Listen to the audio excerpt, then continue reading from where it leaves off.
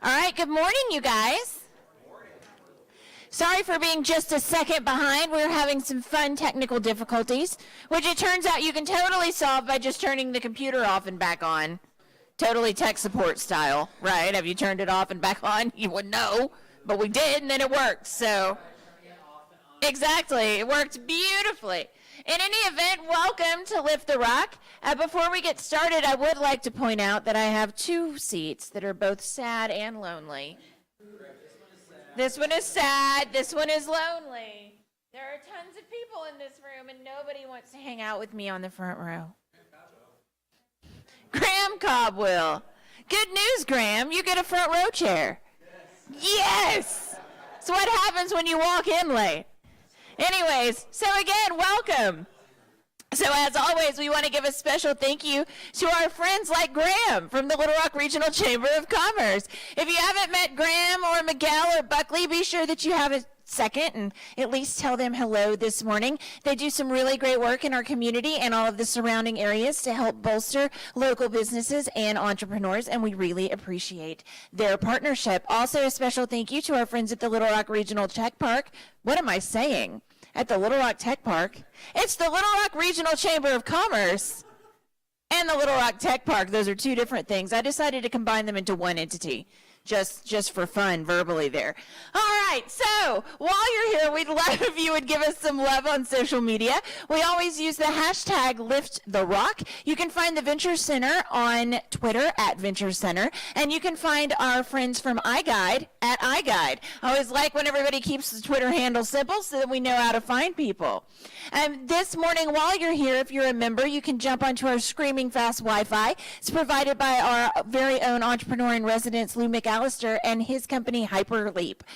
They provide Wi-Fi that is 1 gig up and down, super fast, great for our members to use. And if you're not yet a member, two things. One, talk to Ashley, and she can fix that problem for you. And second, you can hop onto the Tech Park's Wi-Fi using that password so that you can share the social media love. So quick question. One, what's wrong with my slide? And two, what do startups really need to be successful?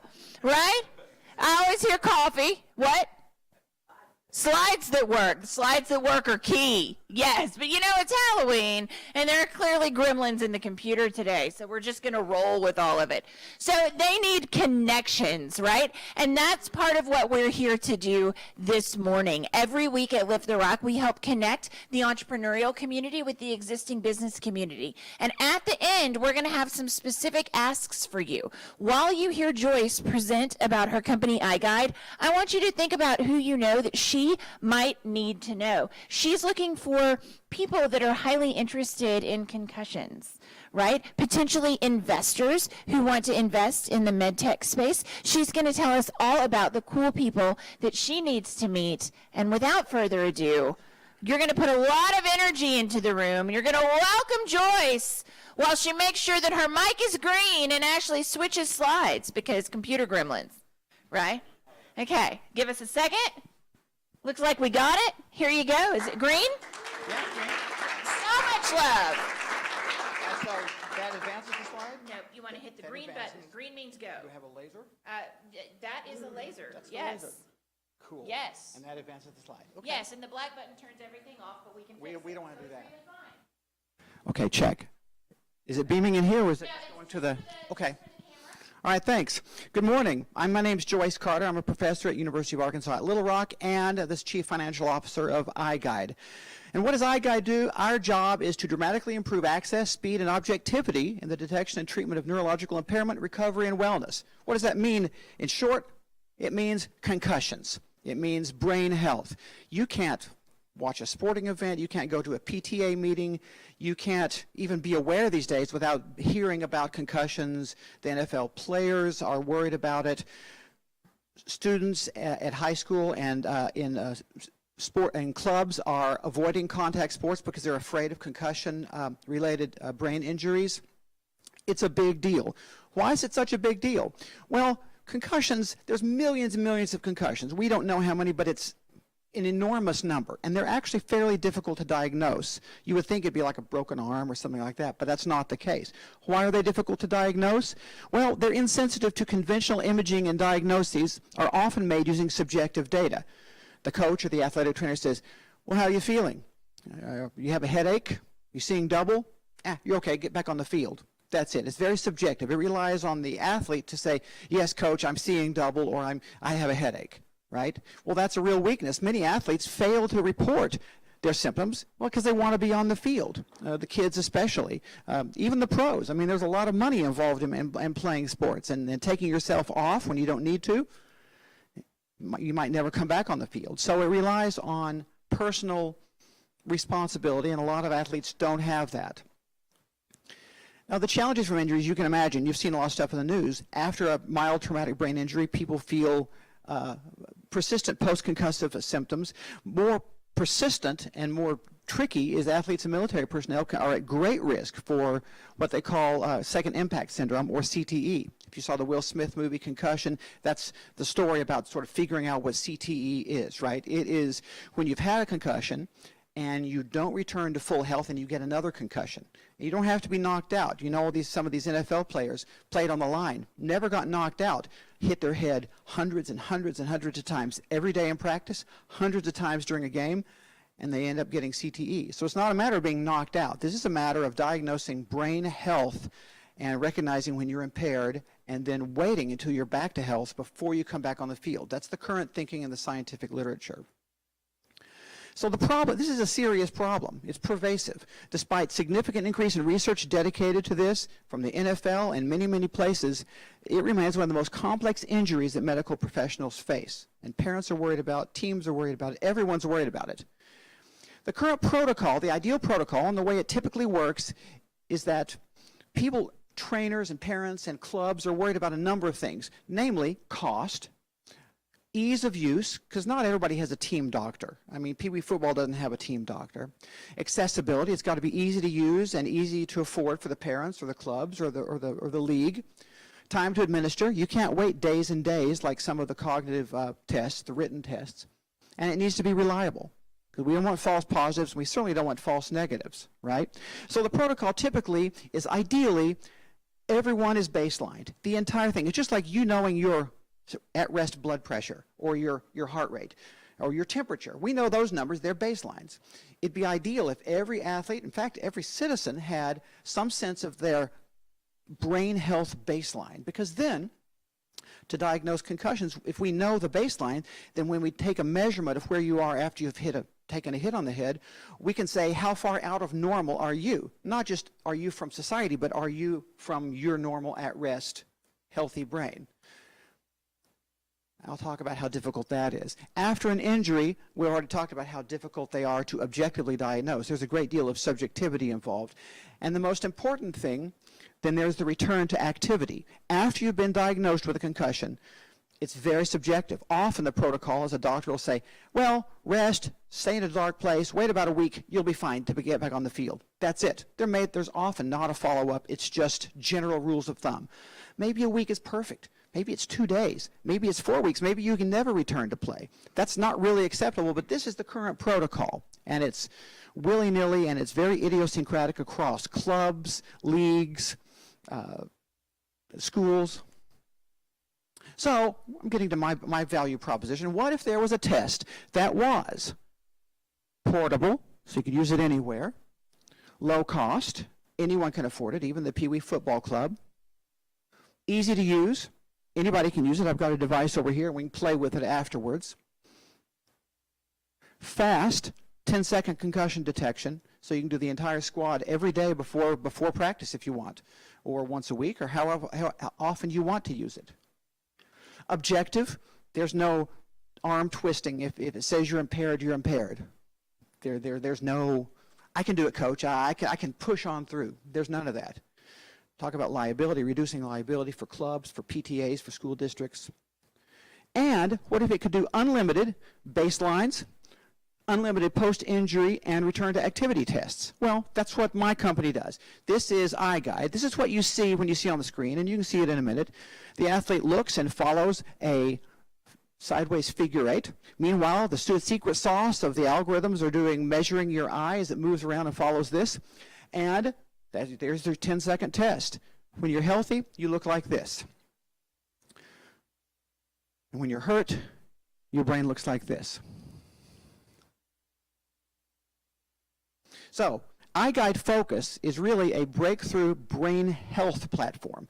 So it's limiting to think of it as like a concussion detection device. It is a full brain health platform, and we'll talk about that in just a second. We are currently in probably 30 or 40 schools. We're at Syracuse University, UA Little Rock. We're in a number of school districts, a number of clinics. The benefit to schools who adopt this is obvious. There's community goodwill. Parents, the PTA, or the athletic director can say, oh, we're doing this. We're being proactive about your health, athletes. Or it could be ROTC. It could be mixed martial arts. It doesn't really matter what the equestrian sports. They could do unlimited tests, fast and low cost. Baseline the entire school or the entire district. Typically, what schools do is they save money on baselining because they'll buy 100 tests for the year. And the boys' A football squad gets baseline tests, and everybody else is just on their own. And if somebody gets hit, they take them in and compare them, and that's it. They don't want to spend more than those 100 tests, and so they tend to be really stingy with those tests. There's no need to be stingy. Everyone gets baselined, and you can do routine monthly or semesterly tests and give the parents or the athletic director a chart. And so the reliability, accountability is all built in to this philosophy. You can test on the sideline. You don't need to go to a clinic. You can do it on the sideline. It's a great story. Syracuse University uses our iGuide Focus, and they were in the tournament, the basketball tournament. They were either in the Sweet 16 or maybe in the round of 32. I don't know the guy's name, but a senior, either the star or a starting player, got a big hit and fell on the court and was sitting on the sideline. Athletic trainer, who's a good buddy of ours, was telling us about this and how valuable it is. The coach says, when are you going to be ready to go? And the kid wants to go back on the court. He tells the athletic director, he says, man, I'm not feeling very good, but I can't let coach down. So just a second. They run down in the tunnel where they have this device set up, do a quick test. It says you're impaired. The athletic director comes back and says, Coach, Bob, iGuide Focus says he's impaired. Coach says, all right, well, that's what it is. Sit down. We'll win this game without you. That's it. That's the payoff right there. There's no amount of arm twisting. Once we've said you're impaired, you're impaired. Syracuse is protected. The coach. It's enormous. It's enormous. Finally, return to play. When you have been impaired, you don't have to guess, take a 1-week rule of thumb. You can test every day, every week, whatever you feel like. And we'll monitor. Imagine health is here and time is here. You can imagine once you get back up to where your brain health was, you're clear to play. It may be 2 days. Why keep the kid off the field longer than necessary? Or it may be 2 weeks. Why put him on earlier than necessary? You have objective measurements that help this return to play, this therapeutic return to play. Very important. Now, the benefit to healthcare practitioners who we're partnering with as well, big regional or citywide clinics, health clinics, sports clinics, again, community goodwill. You can say, hey, school district, everybody gets a free community baseline to start the semester off, just the way doctors do the physicals for athletics. It's really good because that makes them thought leaders in the community. Zorchon Athletic Medical Center provides free baseline tests, imagine, in a school district. All that data is now integrated into their system. The athletes know if they get hurt, they can come in. It's all part of their electronic medical records. They come back to the clinic. So the clinics who partner with us then have incredible amounts of ROI. So people come in, they are diagnosed, follow up, therapeutic return to play. Clinics are very, very excited about this because this can be an attractor to the clinics. So they don't have to wait for just broken fingers or something. They can be thought leaders in brain health safety. And so the clinics we've talked to are very, very excited about this as a major part of how they communicate with the community. Now, it's not just sports-related activities where there's concussions. That's our first dot over here. The military is very interested in mild traumatic brain injuries. Neurological impairments. There are other types of impairments, not just concussions. If you're intoxicated, that's an impairment. It's really fun sometimes in investing things. take people in and give them a test. They're all solid as a rock. A couple of martinis and say, try it again. Can't pass. You're impaired. Law enforcement just thinks this is fantastic. It's non-invasive. It's not a blood test. It's not subjective. You just look at someone's eyes for 10 seconds and it's done. We'll deal about privacy. Well, that's somebody else's problem. But it is. But consent and privacy. Extreme fatigue is also impairment. We can watch, and we did a little proof of concept. We had a starter connected to the device, and so if you were too impaired to drive, too fatigued, the car wouldn't start. Right? You can't get your kids to blow on the alcohol meter to start your car because we know it's you because it's your retina. So this could be all kinds of interesting safety things regarding impairment and safety. And finally, this is really exciting. There are any number of neurodegenerative diseases which the scientific literature suggests, it's kind of out there, it's starting to be there, that ALS, Alzheimer's, Parkinson's, there's just an article I just got from a couple of days ago that multiple sclerosis, these may reveal themselves much, much earlier through the way that the eyes move than conventional tests. We're not the scientists, but if it's in the scientific literature and we know how the eyes move in these conditions, we can compare the way the eyes move to how the ideal track, and we can put devices then in optometrist offices, physicians' offices, and you might be just like when you go get your blood pressure and your temperature, you can go get your brain health scanned. So we imagine this being in every emergency room, every optometrist's office, every personal physician's office as well. It'll become routine for everyone, which is the goal. And finally, we're collecting tons and tons and tons of data that can be monetized for research purposes, tens of thousands, hundreds, millions of tests segmented by populations. It can become the platform for doing research and looking at efficacy and rigor of return to play. All of that, we want to be the center of that, and that's what we are building.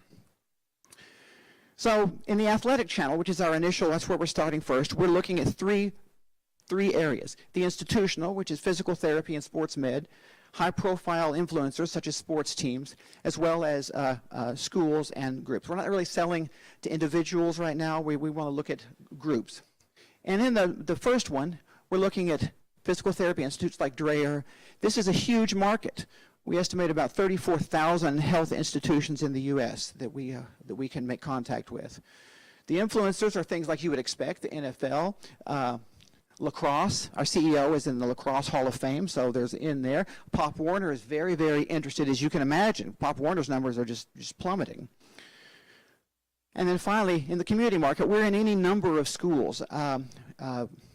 Schools and clubs, there's 133,000 public and private schools. That's just schools. That's not counting clubs, people who like to play on the weekend, mixed martial arts, things at the gym, boxing gyms. That's not counting that. So it's suffice to say, it's an enormous market, and there's a problem that is enormous and very high awareness of. We like to think of ourselves, given all of what I've just told you, as much more than just a detection device, but a brain health management platform. Think about that. So it is the hardware and software, the interface with the electronic medical records, mobile app for the customer or the customer's customer. So if you're at Dreyer Clinics, you'd get your app and it'd be the Dreyer Clinic iGuide, and you could check right there. Parents, sports clubs could check with that. Co-branded web portals for parents and athletes to check their own brain health. We already talked about initial neurovision tests and vision performance training, return to health. And we already talked about the broader applications of markets and the neurological health database. This is a full brain health platform that we're building. Now, there is a lot of interest in trying to solve problems. There are a couple of eye tracking based concussion management products in the market. iSync and RightEye are just beginning. King Devic partnered with iTech, and they're charging $20,000 to $50,000 per unit. And Oculogica and these other ones are just under development. The problem with all of these guys is they don't have their own eye tracking. They need to use a commercial research eye tracker, which is expensive. We own the patents to the hardware, software, printed circuit boards, everything, complete vertical integration. There is no block in the supply chain that would prevent us from being in every school. Whereas these guys have, their intellectual property is primarily, everybody's using the same open scientific information. So that's There's nothing special about that. But they don't have access, and they're just getting started. We've been in the market full 2 years. IMPACT is the neurocognitive test. It's a paper test that rules them all. But the problem is, it's not really reliable. We've talked to clinics. We got a clinic in Wisconsin who says, you guys are so much more reliable. We're going to move away from IMPACT. IMPACT takes 2 or 3 days. You've got to send the paper in or the electronic thing in. It's got to be graded and sent back to the team. And many of our customers are saying, we need to use IMPACT because we got a big, long contract with them, but we're really using you to validate their findings, and they're finding that we are more reliable than IMPACT. And there are other interesting approaches. Everybody's trying all kinds of stuff. There's a blood marker. There's balance testing, which is C3 Logics. You strap an iPad to your butt, and you move around, and the accelerometer in there determines whether, because balance is correlated to impairment. Looks a little bit funny, but maybe it'll work. Who knows?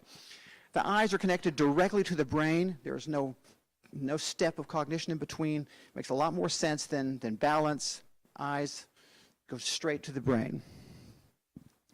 Our competitive advantage is we do a ton of stuff, and we do it for less. Our goal is for every Pee Wee football team, every school district, every clinic that wants us to be able to afford it. We're looking at individual prices for around $2,000, $2,500. For clinics, we're still working on that. It's going to be a 2-stage model, kind of a franchise model, but it'll be affordable so that they make money and we make money. And everybody has ease of mind regarding brain health. This is our management team. Patrick Carney is in the Lacrosse Hall of Fame. He's well connected with the East Coast Sporting, Big East, and the medical clinics on the East Coast. Brian Still, myself, and Greg Gamble. We have 3 major influencers: the CEO of Max Medical, the CEO of Dreo Physical Therapy, and the CEO of Neuro, and a medical advisory board. I've got a white paper over there about our reliability and our the science behind what we do, if you're interested. We can talk a lot more in question and answer. We're doing some very interesting tests here. We were invited to do Bellator and a UFC in Atlantic City, where we tested all the athletes before their matches and immediately after their matches to compare baseline to performance. And some guys got destroyed, but they weren't concussed. And some guys won their matches, but they were concussed. So it's early findings, but we're doing constant research with our medical advisory board. We're doing a number of studies. We're doing test and retest validity, testing against IMPACT. We're an R&D firm, and we are continuing the research about the efficacy of this approach to brain health management. So that's my talk. I'm Joyce Carter. I'm Joyce at iGuide, and Guide is a top-level domain, believe it or not, i.guide. Our web guy said, that's so cool, we can use Guide. It's like, really? Aren't people going to be confused by that? I said, no, everybody will get it. But that does work. So anyway, so that's iGuide, and I'd be happy to, we can chat about this, and we can play with the device if you'd like, and show you more about it, or we can just talk about the finances or the market or the technology. Awesome. Yes. So I'm sure there are questions. We're going to hand the mic around for the questions. It doesn't amplify into the room, but it is for our camera friend. Hi, Joyce. Hi, Joyce. This is Mickey Loeb. Yeah, it's not on. It's just going to the camera. How does it work? And is it reliable? That's the first question that comes to mind. It is highly reliable. We've done 10,000 tests. We're doing, can I go back? You can, the red one.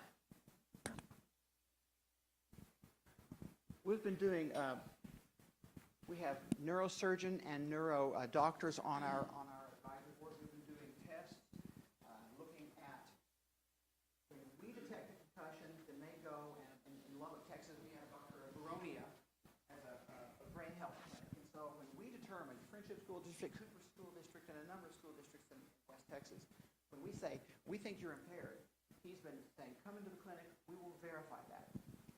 Turns out, now, this is not a double-blind study. It doesn't need to be. Eventually it does. Everybody we say is impaired has been diagnosed as having had a concussion. So it's possible that I don't think it's possible. What kind of error? It's type 1 or type 2 error that we don't want to make. We don't want to, it's okay to be a little conservative and say, you're impaired when you might be borderline, stay off the field. far better to make that kind of mistake than to say, oh, you're fine, go back on the field. So you need to be 2 standard deviations away from your health for us to declare that you're impaired. And we base that on Dr. Baronia's advice as well as Michael Kelly and others. I'm sorry, I should be talking to you. There's one behind you. I'll pass this white paper around too if you're interested in the science. There you go. Okay. Can go you ahead. talk a little bit about the process as far as collecting the data or Here's the science entering the if you want to data, look at the storing the white paper. data? I'm sorry, go ahead. Can you talk a little bit about the process as far as, like, give this a school, for example. Let's say you have 200 athletes. Sure. What is the process as far as what work is on, the school's end versus someone maybe from your team as far as, like, the baselines, for example, The who school collects will it, do this. administers it, enters the information? Do you capture the data? You work on an iPad, you take this in, athlete comes in, type their name in, click, do the test, and they walk out. It's a 10-second test. You can run an athlete per minute.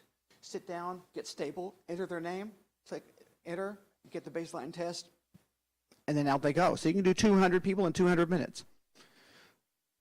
We'll do the training, but we have worked really, really hard. We have some online training. It doesn't require specialists. It's very, very easy to use. This bar here is really just your basic optometrist bar. We want to keep, the whole key is to keep the head still while we're studying the eye. So although it looks like all the stuff, really the camera and then the printed circuit boards and all the processors are there and they do all the work. If we can see your eye, we flood the eye with infrared light so we can see it. Not infrared. Yeah, infrared light.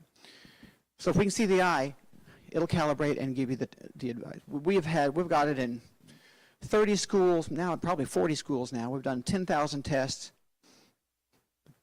No one has reported difficulties getting athletes calibrated or tracking their improvement. So I heard you talk to a little bit about your revenue model. Yes. Because you're wanting to be kind of cheaper than some other methods. Yes. So are you charging for the unit itself and the setup? Are you charging for every so many tests? How does your revenue model work? We're exploring that right now. The individual club, we're thinking the best model to deal with this is sort of like cell phones. You buy the cell phone, but to make the cell phone work, you subscribe to AT&T or Verizon. You own the phone, but to make the phone really work, you have a subscription. So we're thinking that two-stage pricing model might work. A lot of people are really sensitive below the $5,000, really below the $2,500 line. So if we can come in, so you can say, all right, we can put that in your team's hands, a little small school district, for $2,400 plus $1,000 a year or $500 a year. There may be tiers. We're still exploring this. We've done a lot of market research. People are happy. They're already paying $10 a test for impact. So if you have 100 tests, well, there you go. That's what their yearly commitment to impact is. So we think that's a good model for what we can say, spend the same amount of money, but test everyone, not just the boys football team. People are very interested in saving money up front and having ongoing subscriptions, so I think that's probably the most likely for small clubs. Now, an affluent parent group that wants one for their team, we can just buy it outright. So we may have an outright purchase thing. But, we'll upgrade it just like iPhones and Android and Samsung Androids. I think that's probably the better way to do it so that you can upgrade your hardware every 2 or 3 years. Now for clinics, it's going to be a two-stage pricing model, and I'm not sure where we are on that yet. We're working with Luke Dreyer and a couple of other clinics to figure out where is the price point. Because we don't want to sell them one for $2,400 and they do 50,000 tests. So it may be a price for the franchise plus 20 cents a test, or it may be one giant price. We're still working on that model. But the clinics really like this because it's going to be a way of, it can even be a loss leader, bring people in. And again, that whole thought leadership. We are committed to our community's brain health. And then put ads around it. It might be $25,000, $50,000 and then for unlimited tests, or it may be some other model. We're exploring that. Yes? Hi, Joyce Lee Stroud. What are you going to do with all the data you're collecting from these tests? The data is in a HIPAA certified, not Amazon, maybe Google or Amazon cloud service. We made sure that it's HIPAA, it's high level of a, so when we do a test on this, it syncs with the cloud. So your data is there, no matter where you are, on your phone, back the team doctor looking at the big monitor of the whole roster. You go to your doctor and interface with electronic medical records. So the data is being stored in the cloud. I guess individual athletes and school districts could opt out and say, we don't want to sync with the cloud, which I suppose is possible. But the sync is also where we update hardware and software updates. So I understand about all the privacy issues, but I was thinking more in terms of, are you able to take the data that you get from all these tests and use it to drive research and better understanding? Yeah, that's a major, that use of the data is a major forward-looking. The more tests we do, the more reliable we become, and the more that data can be used for researchers, for, I guess, potentially marketing. That's not what we're thinking of, but if there's 700,000 parents using the app to monitor their kids' brain health, there could be a little ad that's related. So I think we want to be really careful about that, because our value proposition is health and safety. But health and safety through research, as you move around the country from your elementary school team to your high school team to college, all of your history of your brain health is there and available to you. So just a comment, and then I'll pass it on, but I'm really interested in the being able to track how your brain continues to function as you age. I think Absolutely. It's very interesting. Well, we don't have a device to check that through time. We could mount a big longitudinal study. Right now, everyone getting most people who are interested in concussions are in emergency rooms or in the military, or primarily on sporting fields, and they're typically 12 or 14 years to 24 years old. That's where all the data is collected. We don't even have a device until us to mount a longitudinal study. Take 100 average people who do yoga and Pilates and boxing or whatever you want, and follow them through time, and then develop a model for impairment or alertness through time. That'd be great for us to be the model, not just a revenue model, but to be the source of great high-quality data about brain health. And then who knows what studies will come out through there. We might find some very interesting correlations, particularly when you correlate it with their medical history, properly anonymized, and that's where we're going to see that the eyes really do correlate to Parkinson's, multiple sclerosis. Those are theorized in the scientific literature, and if it's true, we need a device to do studies to see if that's really true. We might not know. We say, we look like you're Parkinson's, but you're fine. And then 5 years later, the symptoms show up. We can go back and say, yeah, right here is where the eyes begin moving very slightly differently, but we're looking at 1 pixel or 1 degree. Very, very accurate. That's our patented process. And so anything that would help you by knowing where the eye's looking precisely at any one time, that's our underlying intellectual property. I think that's a terrific idea. It's very exciting. If you're a researcher and you like your research to do good in the world. Exactly. Yeah. I just want to begin by applauding your efforts and what y'all have done. I think thank it's you. incredible. It's such a need. Mild traumatic brain injuries are grossly underestimated. Yes. I work with primarily veterans with PTSD and TBI. Oh. We do hyperbaric oxygen therapy, so I have a lot of data I could just dump and research in Yeah, your lab. that'd be It'll help. fantastic. And it's just a perfect blend for, we do the ANON, the before and after and during, but especially with children, the Legacy Foundation, that study they did, 110 out of 111, one of them was probably a kicker or a punter. Somebody Exactly. that, and if you've played, contact sports from an early age, in some leagues they've even outlawed like soccer for headbutting and things Exactly. like that. And there's definitely a wave sweeping through. A lot of folks are just saying, hey, I'm not letting my kids play. Absolutely. They're just not going to. And They we can't prevent concussions. That's going to be in rules. That's going to be in helmets.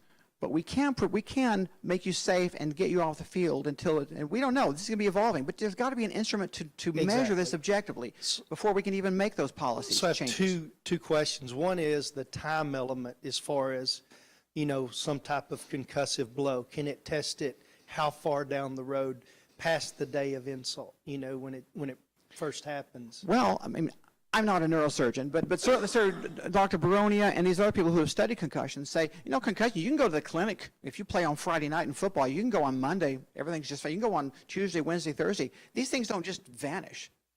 Right, because they wake go up. 4 or 5 days later and be diagnosed. I theorize that's where the old saying "dumb jock" came from. Well, I really do. sure. I think it's those blows to the head, because a lot of these people later down the road, they can't focus, they can't read. I am one of them. See what I'm saying? So I understand why that happens. But the you can go to a clinic 4 or 5 days later, and they can tell, because your return to health, if you think of the health versus time, Yeah. it goes like this. It may take 2 weeks. We can say that you're severely impaired, you're somewhat impaired, you're slightly impaired, you're low average, you're superior, and that may take 2 weeks. My final question, Yes. not my final question, but my second one. Anything with PTSD, are you able to detect anything? I don't know. That's not something we're looking at. If it's in the scientific, we're technologists and R&D people. So if the scientific literature says the eyes may be correlated to this thing, we can go to town on that. We can go study it, say, what does this literature say that the eyes should do? And it doesn't have to be the smooth pursuit sideways figure eight. It could be two eyes moving together. It could be any number of things. But if it could be modeled in the literature, we can build a model and then observe the eyes carefully and then detect that. So I don't know if PTSD has any neuroocular component or not. If it does, yes, we could develop that test. I don't know. The short answer, I don't know. Yes? So I've got 2 or 3 questions maybe. One is there a CPT code for concussion diagnosis? Yes, there is. There's a clinic that's using our stuff in Wichita, Kansas, I think, Hutchinson, Kansas, that has been collecting insurance, Medicare and insurance monies using, and I can't remember what the code is, but yes. Okay, so that's a It's a huge thing. potential revenue It's got to be source there. that's Oh, big time absolutely. for you. Have you guys looked at EMS as a potential market? Oh, no. Or do you have to have a baseline? I mean, I guess that's part of the question. Well, If I'm- guess what you if do I'm when you in an have... ambulance and I show up and I'm just testing you. You do not have to have a baseline. Now, this is hypothesized, part of the research we're doing right now. We have a lot of data about 15 to 25-year-olds. The more data we get, we're going to slice it demographically, by race, by gender, by age. So we think it's the case that there are community baselines. 14-year-old girls, if we have enough data, we can say, here is a baseline made of all the averages of all their healthy brains. Here's a community baseline. It's not the same thing as an individual baseline, but yes, it's good enough. And we think there's a lot. Now, we have some of our people who are using this. They never do baselines. They just run it, and they say, you're concussed. They take them off the field. Sure. That's probably the right choice. It'd be better if they did baselines, but a lot of these athletic trainers say, man, you guys are totally reliable. I don't need to do baselines. I don't think that's what we recommend. It may be the case that everyone's baseline is the same. No, everybody's Well, or temperature there's isn't the same. probably Everybody's blood pressure is not the same. It's unlikely that when we're talking about tiny, tiny degrees, we want to be, we're super accurate. I think there is a variation. But if we take an average, it's good enough for the emergency room. It's good enough for people who walk in, Right. say, all right, you're a Hispanic male at 65 years old. You fell off a ladder. Yeah, well, We don't have your baseline, but we have a community baseline of Hispanic males, 50 to 70. I think that's going to work good enough. And so that's one of the ongoing research projects we're doing right now. Yeah, your test, when you showed the bad indicator, it looks like there's got to be some reasonably coherent baseline that would kind of fit 99.999% of individuals. We could do it empirically by taking all these people and averaging it out, yeah, or what's we the could say, worst the case? perfect circle is Well- RoboCop. I mean, it's perfect. Nobody does that. But we could say one standard deviation within that, we'll call the baseline. We could quantify it or do it 3. empirically. Or 2 or 3, like I say, it looked like what the indicating side is not within 3 standard deviations Exactly. of what the average would be. No, absolutely. So that brings me to my last question, my final question. It really will be on my case. Have you looked at, and it's a little bit related to what he asked, have you looked at just other neurologically related conditions and done any kind of assessment in it, what I call the A's. Elise asked about, aging, Alzheimer's, ADD, autism, Asperger's, ADHD. I mean, there's a lot of stuff that, if you just did a few tests, you could at least get an early indicator to say, is this worth pursuing deeper tests? Have you done anything like that? We have done things. We're not ignorant to this. We have been looking at the scientific literature. Our scientific advisory board has been looking at the literature, trying to help us identify. We're short on cash, and we're trying to focus on markets. But I think, yes. So the short answer is we're trying to identify which, and we don't know. And it may be a student athlete who gets concussed also has some other problem. We don't know. I mean, there's so much that we need to get big data out of this and begin slicing this demographically and getting validation with other medical conditions over time. Yes, the idea is that there are many neurological conditions that will reveal themselves, but we haven't. We're pursuing FDA 510K medical device approval. When we get some funding, we will embark on. Ideally we have the consumer and sales model, and then we also have there's people, pharma, who want to sort of fund ongoing research projects, double-blind, recruit people. It's going to be a big, long project. It's not kind of where we want to be to make some money and have some cash flow, but I think that's where, so we can imagine a series of tests with 1,000 random individuals and following through. Absolutely. And so we do think the literature suggests eyes do move in certain ways on all of the things you mentioned. And every one of those tests could be developed. You could just scroll through, say concussion, ALS, ADD, and do a test for that. Or maybe just look at the eyes and then just run through and say, check, check, check, check, no. Here's some of the things we might want to go look further on. That would be great. That would be a full brain health or whole body health, ocular brain health body platform. Absolutely. But no, there's no test ongoing right now. We're looking at what the next steps would be. So I have a question. How did your team come together? Our team came together. We developed the eye tracking. We were at a research lab at Texas Tech University. We developed the eye tracking in a university. We were part of a spin-off from every university has a spin-off technology transfer office.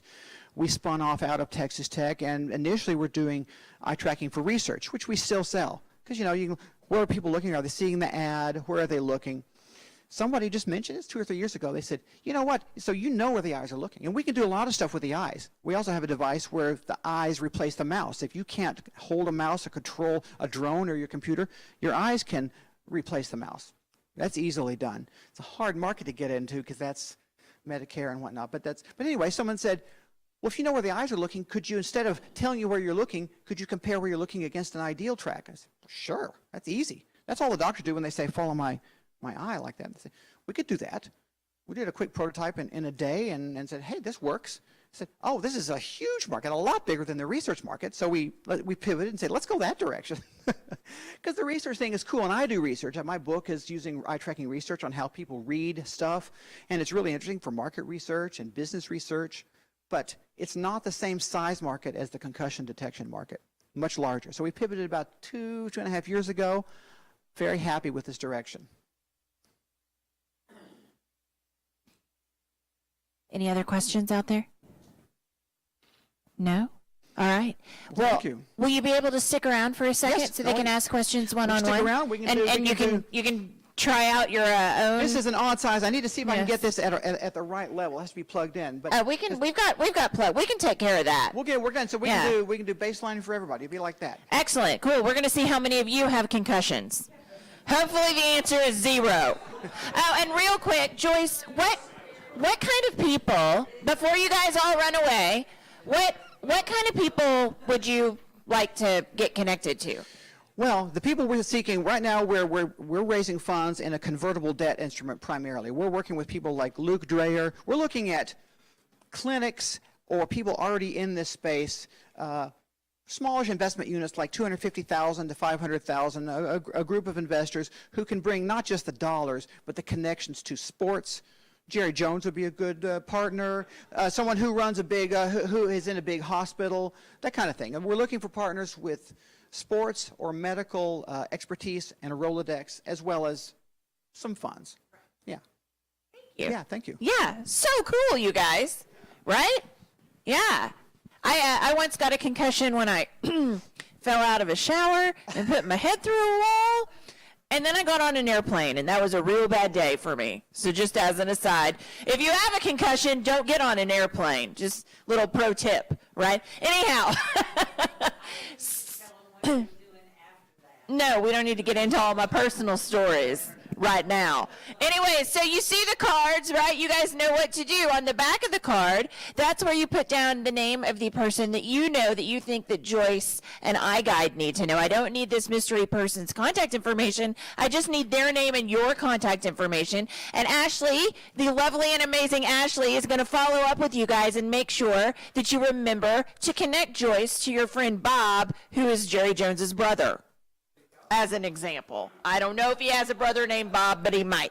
Anyway, so we've heard the kinds of people that she needs to meet, probably connections to, you know, some other people too, maybe some coaches or some other research people or...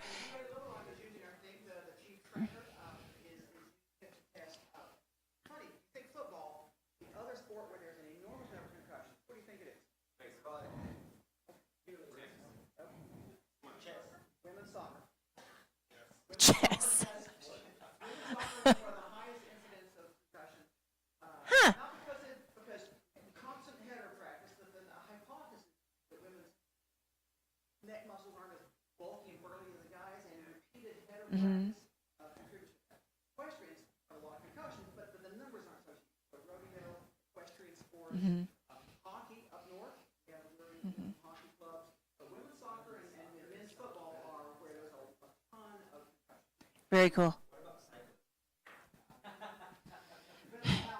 Don't fall off the bike, Miguel. Don't fall off. All right. All right. So, again, let's give a little bit more love to Joyce. Thank you so much. And we'll see you guys.